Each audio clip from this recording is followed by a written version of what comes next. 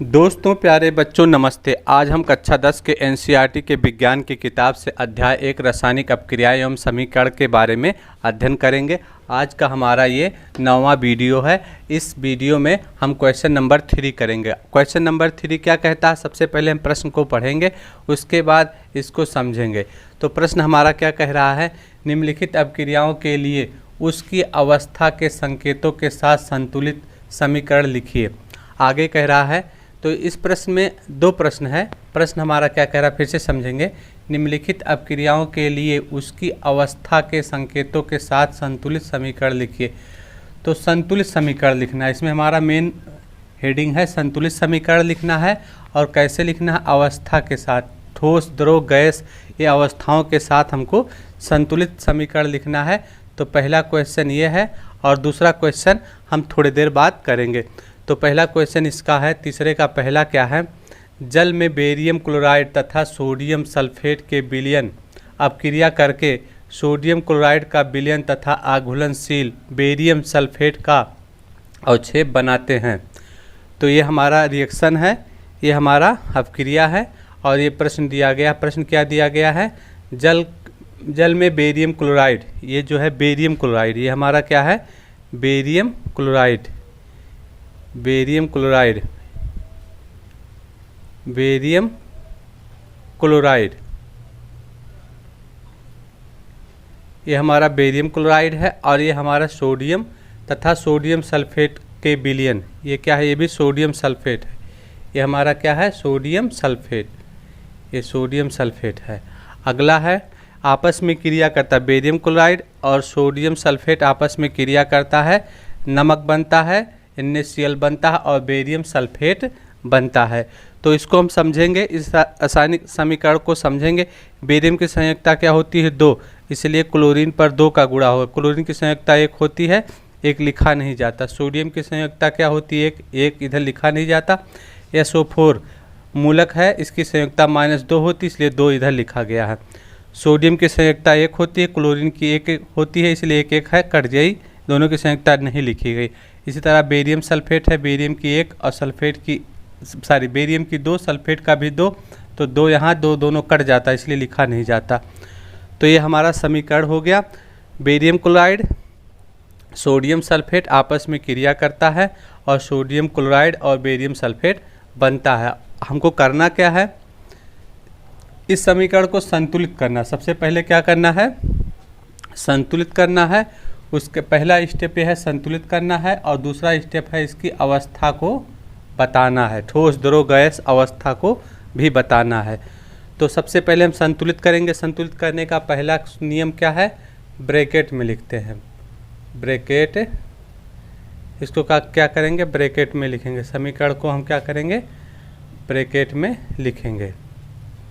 इस तरह समीकरण को क्या लिखेंगे? ब्रैकेट में लिखेंगे। तो हमने ब्रैकेट में लिख लिया, पहला स्टेप। दूसरा स्टेप क्या है? इसके परमाणुओं की संख्या को हम क्या करते हैं? लेफ्ट हैंड साइड परमाणु, और इधर होते हैं राइट हैंड साइड के परमाणु। तो लेफ्ट हैंड साइड और राइट हैंड साइड के परमाणुओं को हम पहले लिखेंगे, कॉलम बनाएंगे।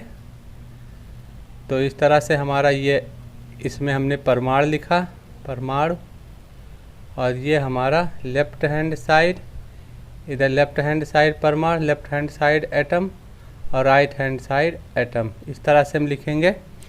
तो हम पहला परमाणु हमारा बेरियम है, दूसरा क्लोरीन है,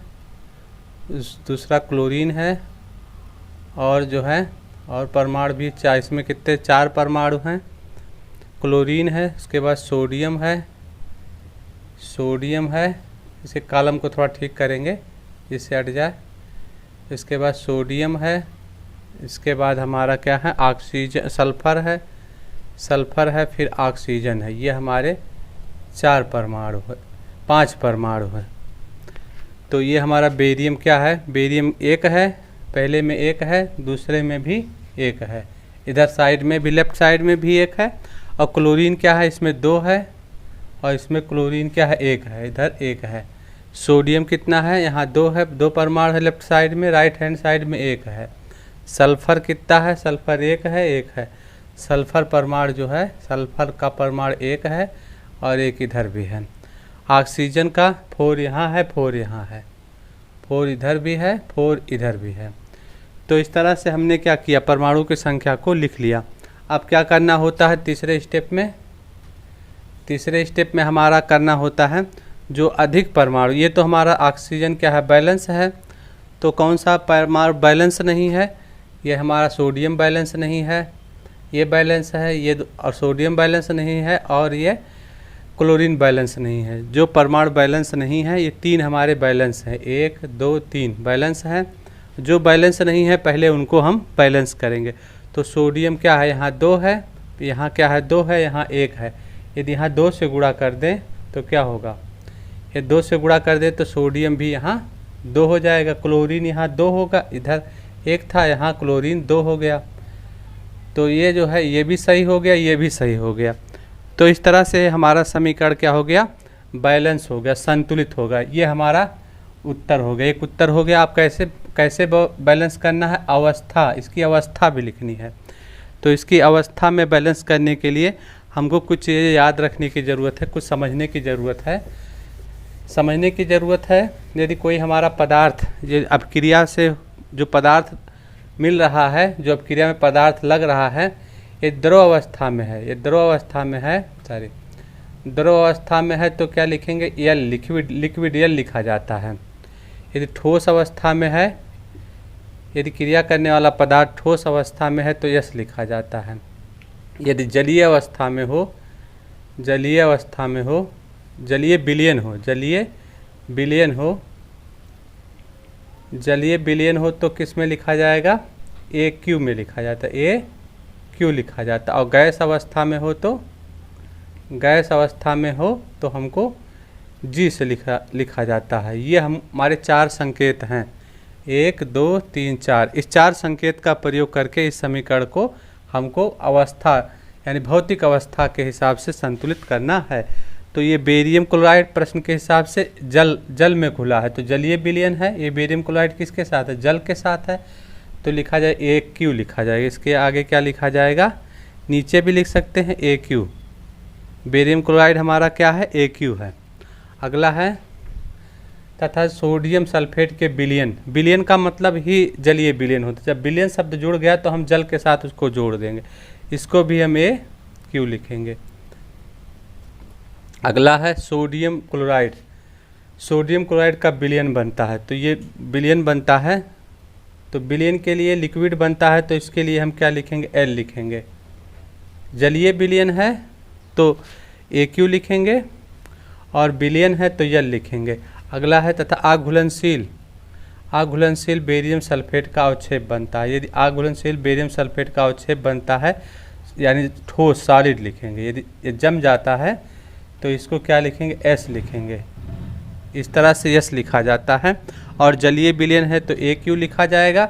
इसके विलयन कह रहा है तो विलयन क्या होगा, ये हमारा लवण है, साल्ट है, तो ये जल में ही घुलेगा, इसलिए इसको जल में घुल करके ही विलयन बनेगा। तो ये हमारा जलीय विलयन हो गया ए क्यू। और ये भी सोडियम क्लोराइड का जलीय विलयन, ये भी सारी उल्टा हो गया, यहाँ भी इसको ए क्यू ही लिखेंगे, क्योंकि सोडियम नमक है, नमक का विलयन क्या होगा, जल में ही घुलेगा, तो ए क्यू ये भी होगा, और ये हमारा सॉलिड होगा। तो इस तरह से हमारा ये अवस्था के साथ समीकरण संतुलित हो गया। अब हम क्वेश्चन नंबर 3 का दूसरा करने जा रहे हैं।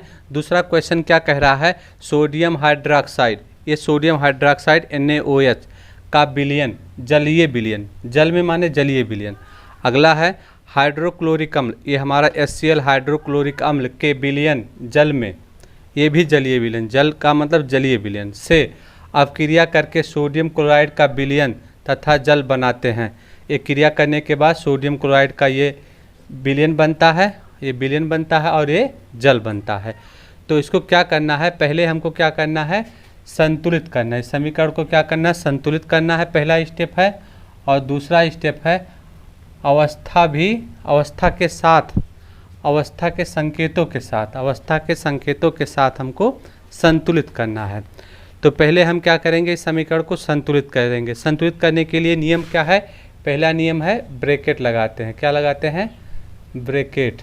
तो ब्रैकेट हमने लगा दिया, इस तरह से जिस तरह के एनसीईआरटी किताब में दिया गया है उसी तरह से आप पहले करेंगे। ऊंचे क्लास में जाएंगे तो आप कैसे भी करेंगे आसानी से आपका हो जाएगा। पहले हम नियम से करेंगे। तो ब्रैकेट लगा दिए। उसके बाद दूसरे स्टेप में क्या करेंगे, परमाणुओं की संख्या क्या करेंगे, परमाणुओं की संख्या को लेफ़्ट साइड और राइट साइड के परमाणुओं के लेफ़्ट हैंड साइड और राइट हैंड साइड के परमाणुओं की संख्या क्या करेंगे, लिखेंगे। राइट हैंड साइड है तो इसमें परमाणुओं की संख्या का हम कॉलम बनाएंगे ऐसे। ये 3 कॉलम बनाएंगे, एक कॉलम और बनाएंगे, 1 2 3। ये हमारा हो गया परमाणु और ये हमारा हो गया लेफ़्ट हैंड साइड के परमाणु, ये राइट हैंड साइड के परमाणु। इसको हम बनाएंगे।